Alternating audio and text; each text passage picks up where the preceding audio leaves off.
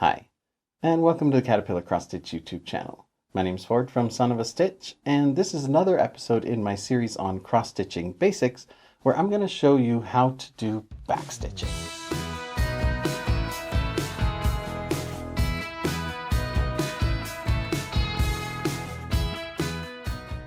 Before I dig in, I want to remind you to subscribe to the channel, like the video, and leave me a comment. If you're learning anything from me, that really helps me out, and it's a great way for you to pay me back. So I'd appreciate it if you take a second and do that.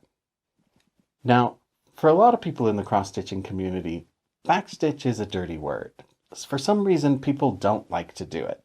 Now, personally, I kind of think it's one of those things that it's really fashionable to hate on, like Nickelback or Taylor Swift 10 years ago, or the word moist. But personally, I really enjoy backstitching. You can cover a lot of ground very quickly with it, and it adds a lot of detail and definition and makes a piece feel really finished with a bare minimum of effort compared to the cross stitches. So personally, I like doing it a lot, and I'm going to show you a couple of the things that make it a lot easier and faster. So first of all, what is backstitching? Backstitching is basically stitching in a straight line instead of a series of little X's. A series of little X's is a cross stitch. A straight line of stitches is a backstitch. And I'll show you once I start demonstrating why we call it a backstitch. But first we want to know how to identify it on a pattern. And I've got one of the patterns that I stitched recently here, and it's showing some backstitching called for right here.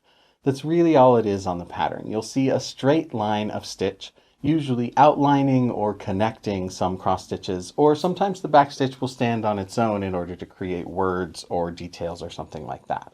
But if you see a straight line on the pattern, that's going to be a backstitch, and it should tell you in the key how to identify which colors to do.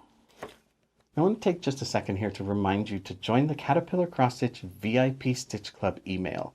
When you sign up, you'll get an instant download of our top 10 cross-stitching tips.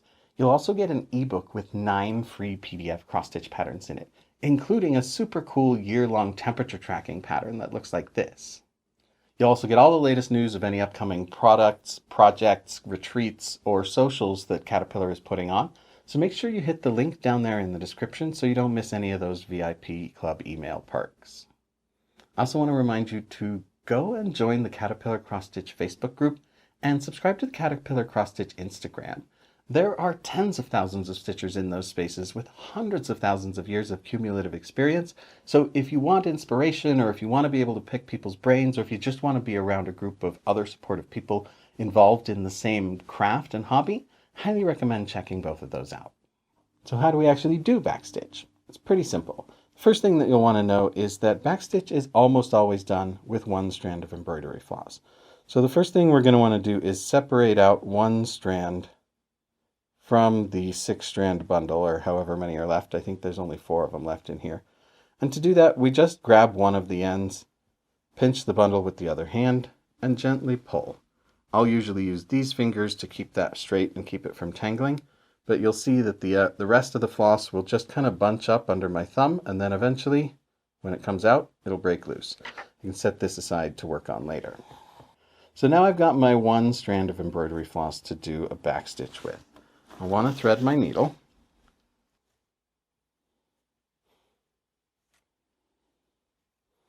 And I'll pull a fair amount of that through there so that it won't come undone while I'm working on it. And then to get it started, I'm going to want to bury my thread under some existing stitches most of the time. Now, usually if a pattern calls for backstitch, you're going to want to do the backstitching last or close to last, because it's a little easier for it to get messed up in the process of working on the project, moving the hoop around and that kind of stuff. So I recommend waiting until the end to do any backstitching on a project, once all the cross stitches are done. That also means that you'll have existing stitches that you can bury your thread under to get your backstitches started. And that's just what I'm going to do here. I'm going to run my needle underneath a group of stitches. I'm going to pull that tail through almost all the way. And then I'm going to run my needle back through most of those same stitches, skipping the first one. And that'll give me like a nice tight 180-degree turn against one of those stitches to provide friction against my strand of floss there. Then I can bring my needle back up to the top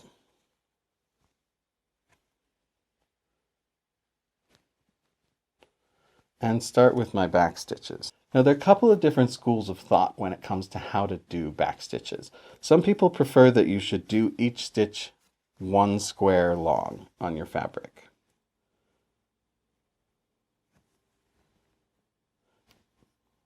And so you'll come up from the back one square at a time and then go backwards. So the reason this is called a back stitch is because while it's on the front side of the fabric, your needle is always moving backwards relative to the direction of travel. So I'm going to come up here and I'm going to go backwards one square. So that's why it's a back stitch, is because the needle moves backwards relative to the direction that we're extending the line. And if you're doing them one square at a time, that's how you would do that. Now personally, I don't really like the way that looks as much, and I don't like how slow it goes. So generally, when I am doing back stitching, I will do my stitches a few squares long. So here, this side is only one square long, so I'll do that. But then I'll usually do somewhere around like 3 or 4 stitches long. This helps me keep my back stitches looking nice and straight and tidy, and it helps me cover ground a little bit faster. I don't have to do as many individual stitches to make the same amount of distance. Now there are exceptions to this depending on the effect that I'm looking for and the kind of project that I'm working on. But most of the time I do my back stitches somewhere around 3 or 4 stitches long. Now backstitch is a specific technique, like I just showed you, where your needle is moving backwards relative to the direction that we're extending the line. But there are a couple of other stitches that are similar and that are sometimes used interchangeably by people who don't know the terminology, because they just learned a straight line stitch is called a backstitch, so this is backstitch. But sometimes instead of a backstitch, they'll do like a double running stitch, which a running stitch is where you just spend some time on the surface of the fabric, you spend a similar amount of time on the back of the fabric, and you just keep going on in that direction. So that leaves you with kind of a dotted line.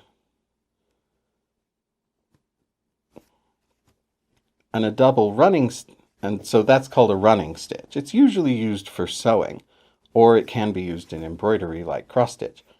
But if you do a double running stitch, you either go around that area twice, or you then go back in the opposite direction so that you complete all of those little dashed lines that you created. Personally, I find that this, while it's faster and it makes it easier to cover an area and wind up right where you started, so it can be useful in that regard, the lines I get are not quite as straight as when I do a true backstitch. So that's a trade-off with that particular type of stitch, which sometimes is called a backstitch but isn't technically. Now sometimes a pattern doesn't call for backstitch, but stitchers will add it anyway.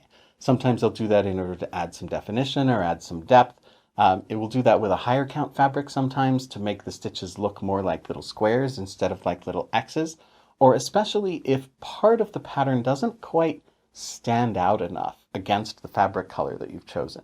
So if there's something that's stitched in white and you wound up doing it on a very light colored fabric and you can't quite see it, using a backstitch of a contrasting color can really help that stand out from the fabric and give it some definition. So even if the pattern doesn't call for it, sometimes it's nice to be able to add a little bit of backstitching yourself in order to create that contrast and that separation. And really, that's all there is to it. Backstitch is really a very simple thing to do. I love doing it because it goes so fast and it adds so much definition so very quickly to a project. So while some people complain about doing backstitch, the results are really hard to argue with. What about you? Have you got any experience with it, or is there some particular technique that you use that I didn't mention? Share it in the comments down below with the other viewers.